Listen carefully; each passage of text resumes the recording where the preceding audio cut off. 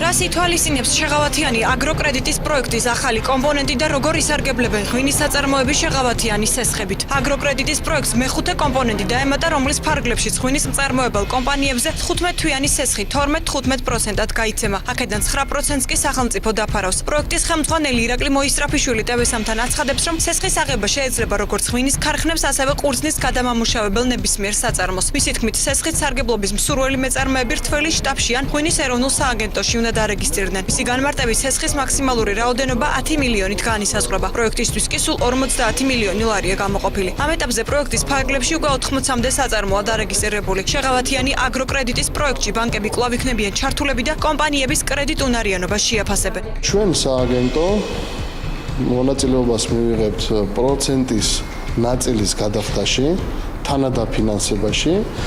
სესხები იქნება 15-თვიანი მაქსიმუმ 15-თვიანი პერიოდით გაცემული.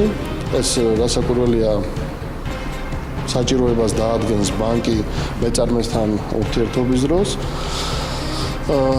მაქსიმალური საპროცენტო განაკვეთი იქნება 15% და შესაბამისად მეწარმეს მაქსიმალური განაკვეთის შემთხვევაში მოუწევს 6%-ის გადახდა. შეღავათიანი აგროკრედიტის პროექტის ფარგლებში სესხის სულ 4800-მდე ბენეფიციარს აქვს მიღებული, კრედიტების ჯამური მოცულობა კი 73 მილიონი ლარია.